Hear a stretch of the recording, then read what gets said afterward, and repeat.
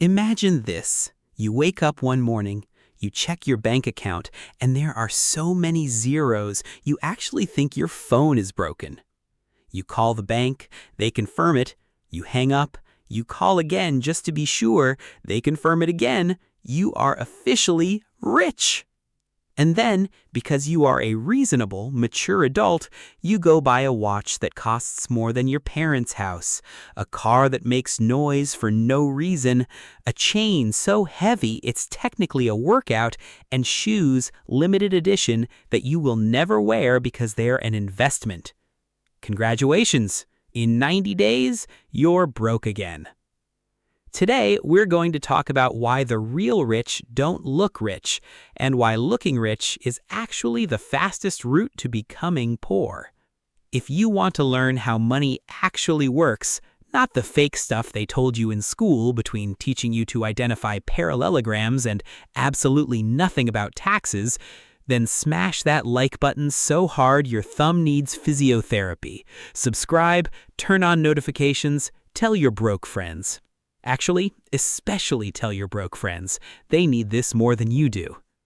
And if you've ever made a financial decision that you knew was wrong in real time while doing it anyway, this video is specifically for you. We see you. We are you. Let's start with something the financial gurus on Instagram will never tell you, because it doesn't photograph well. Real wealth is invisible. Not because rich people are humble, though some of them are, bless their hearts, but because they understand something most people don't. Every dollar you spend performing wealth is a dollar that is no longer building wealth. The richest people in any room are often the ones you'd never guess. The man in the plain white t-shirt at the tech conference? Billionaire. The woman in the sensible sedan at the grocery store? She owns 3 of them. The grocery stores, not the sedans. Meanwhile, the guy with the loudest car, the biggest chain, and the most fire Instagram content, he is one bad month away from asking his landlord for an extension. By the end of this video, and I mean this, you will understand why the most powerful financial move you can make right now is to stop looking like you have money and start actually having it. We're going to break down exactly why wealthy people choose to look ordinary, and why it's not modesty, it's strategy. Then we expose the exact psychological trap that keeps middle-income people spending like they're already wealthy, and why your brain is literally wired to fall for it, every single time. And finally, I'm going to give you a dead simple 1-week challenge that will immediately start rewiring how you think about money. No apps required, no spreadsheets, no suffering. Well, minimal suffering. Here is the problem, and I want you to really sit with this one because it is going to feel uncomfortably specific. The moment most people get a raise, a bonus, a tax refund, even a decent month, they don't save it, they don't invest it, they don't even think about it for more than 45 seconds. They upgrade immediately. Automatically, like it's a software update they didn't ask for but couldn't stop. Economists have a polite name for it. They call it lifestyle inflation. I have a less polite name for it, but this is a family channel. And here's the part nobody talks about. It's not about being irresponsible. It's not about being stupid. It's about something much deeper. Something that's been installed in your brain since the first time you watched a music video, scrolled past someone's vacation, or sat next to someone at school with better shoes than you. It's called social signaling, and it is the most expensive habit you will ever develop, because you are not buying products, you are buying the feeling of being perceived a certain way by people who statistically are not thinking about you at all. You spent $400 on a belt. A belt, a strip of leather whose only job is to hold up your pants, so that people at a party would notice it. Did they notice it? No. Did their opinion of you improve? No. Did your pants stay up? Technically, yes, so at least the belt did its job. Unlike your financial advisor, apparently. This is the problem. We have confused the appearance of wealth with actual wealth, and the entire consumer economy, every ad, every influencer, every limited drop, every collab, every "you deserve this" campaign, is built specifically to keep that confusion alive. Now, here is what the genuinely wealthy understand and what took most of them years, sometimes decades, to truly internalize. Real wealth is not a number in your account. Real wealth is the gap between what you earn and what you spend, multiplied by time. That gap, consistently maintained, is the only reliable path to financial freedom that has ever existed. Now, you're probably thinking, but I've heard this before. And yes, you have, in every personal finance book written since 1950. But knowing it and doing it are two completely different things, because doing it requires something most of us find deeply, profoundly, almost physically painful. Delayed gratification, the ability to say, not yet, not because I can't afford it, but because what I'm building is worth more than what I'm feeling right now. And here is where the look broke strategy becomes not just smart, but absolutely brilliant. Because when you choose to live below your means visually, modest car, plain clothes, no performance, you remove the social pressure to keep up.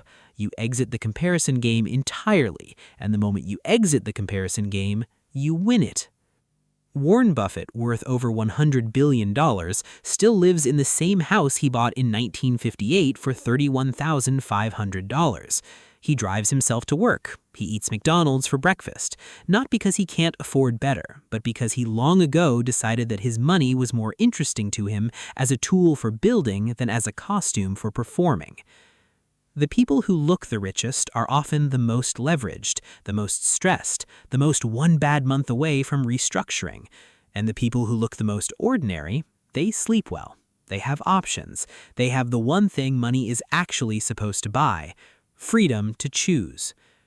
Now that you understand the core principle, let's talk about the 3 advanced traps. These are not for beginners. These are the upgraded deluxe premium versions of financial self-destruction. These are the traps that get people who already know better. I deserve this is the financial equivalent of just one more episode. It feels completely justified in the moment because you did have a hard week. You do work hard. You are a person who deserves good things. But here's what your brain conveniently omits from this calculation. Deserving something emotionally has absolutely nothing to do with whether you can afford it strategically. Your feelings are real. Your bank balance is also real, and one of them has to actually pay rent. The comparison upgrade cycle is insidious because it never ends.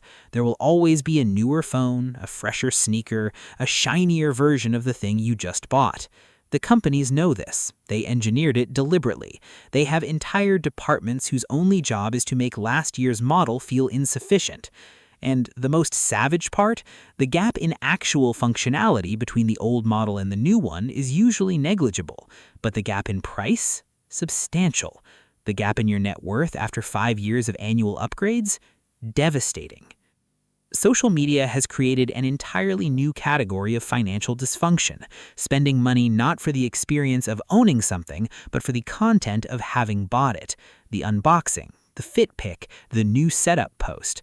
You're not buying the product, you are buying a post, and you are paying full retail price for a piece of content that will get 200 views, disappear from the algorithm in 48 hours, and do absolutely nothing for your financial future. Now, I want to be very clear. This is not about shame. This is not about never buying anything you enjoy. Life is for living, and a little joy spending is completely human and healthy. This is about awareness. The moment you can see the trap, you can choose. And choice is everything. All right, we've diagnosed the disease, we've named the traps, now we fix things. Not in theory, not starting Monday, not when things settle down, this week, 7 days starting today. I'm going to give you 7 daily challenges. Each one takes less than 10 minutes. None of them require an app, a subscription, a life coach, or any form of suffering beyond mild discomfort and the occasional bruised ego. You're welcome. Day 1 is the hardest, not because it requires skill, but because it requires honesty. You are going to sit down and write out every single thing you spent money on last month. Every subscription, every takeout order, every "it was on sale," every "I only had it once."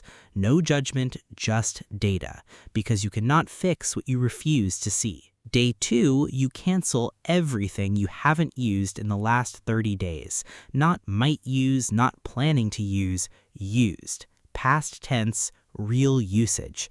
That meditation app you bought in January when you had a spiritual moment that lasted 4 days, gone. The streaming service you keep for the one show that releases once a year, evaluate it honestly. The gym membership you pay for as a form of motivational cosplay, we need to talk. Day 3, you implement the 24-hour rule for every non-essential purchase. Before you buy anything that isn't food, medicine, or a utility bill, you wait 1 full day. That's it. That's the whole rule. Because here's what happens in those 24 hours. The dopamine spike fades. The I need this feeling quietly becomes I wanted this momentarily.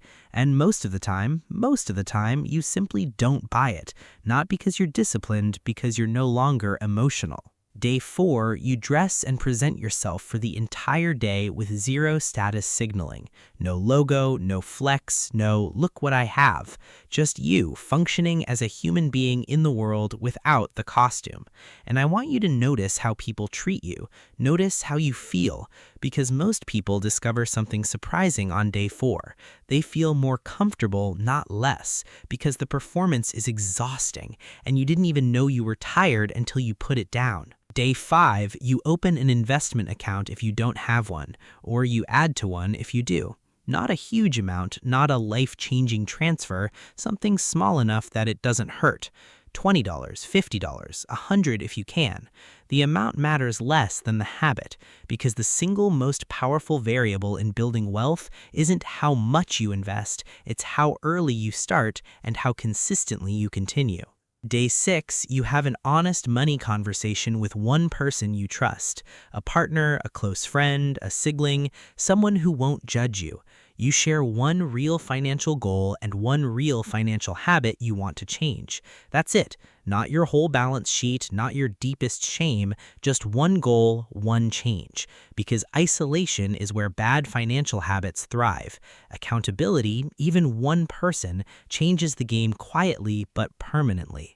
Day 7, you write a letter to yourself dated 5 years from today, and in that letter you describe in specific detail what your financial life looks like. Not a fantasy, a real achievable picture. What you've built, what you no longer stress about, what you chose not to buy so you could afford what actually matters. Then you seal it. Put it somewhere safe, and every time you feel the pull of a purchase that doesn't serve your future, you remember that letter. You remember who you're building toward. The thing about looking broke when you're actually building wealth, it is not about deprivation, it is not about suffering, it is not about pretending money doesn't matter or that nice things aren't nice. It is about understanding, deeply, personally, in your actual daily life, that the goal was never to look free. The goal is to be free. And freedom has a price. The price is every unnecessary purchase you chose not to make, every status signal you chose not to send, every comparison you chose to step out of. The wealthiest people you will ever meet won't announce it, they won't perform it, they won't need you to know. And the day you reach that same place when you don't need anyone to know, that's when you'll understand that you made it. Not because of what you bought, but because of what you chose not to. If this video helped you see something differently, share it with one person. Not for the algorithm, for them. Because financial education is one of the most generous things you can pass on. I'll see you in the next one.